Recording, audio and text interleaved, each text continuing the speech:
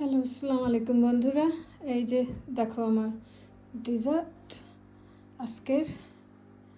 আর সেহেরি খোলা একটু খেজুর এখানে দিয়েছি। খেজুরটা অবশ্যই এখানে দেওয়া উচিত না, কারণ ওটা হচ্ছে স্টার্টার।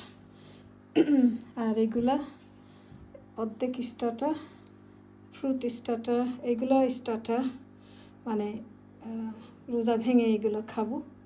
আর এইগুলা ডিনারের পরে খাবো। তা অবশ্য মিক্সড আছে। এনিহা, এটা ইয়োগর্ট, আমাদের দেশের যে জগদস্বির মেইন দই। এটা আমি বানিয়েছি। আমার দইয়ের মতন এরকম দই খুব সাধারণ লোকই বানাতে পারে। খুবই মজার, খুবই টেস্টি। আর এই পুডিংটা আসলেই আমি নাম নিজে নিজে করেছি, কিন্তু নাম জানি না। এবার তোমরা নামটা দেবে।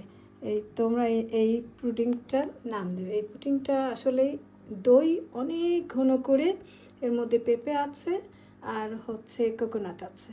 কোকোনাট মানে ওই আস্তে কোকোনাট না, শক্ত কোকোনাট না, যেটা একদম জালি ডাব থেকে বের হয় সেটা।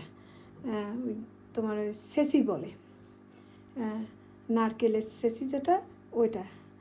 তো এই তো। আর একটুখানি ওর মধ্যে ইলাচি ফল দিয়েছিলাম, ওটা তুলে ফেলেছি জাস্ট একটু ফ্লেভার জন্য। এই তো ডিজার্টটা।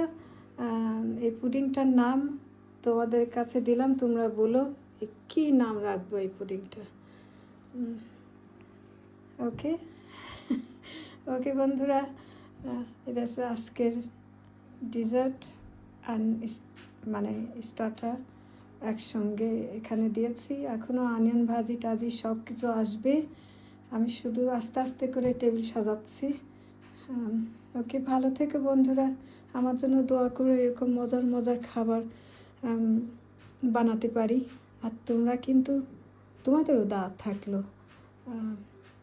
আর আমার না দিয়ে দিলাম। ওকে ওকে, ভালো থেকো। দোয়া করি সবাই সুস্থ থাকো। হ্যাঁ, এই তো।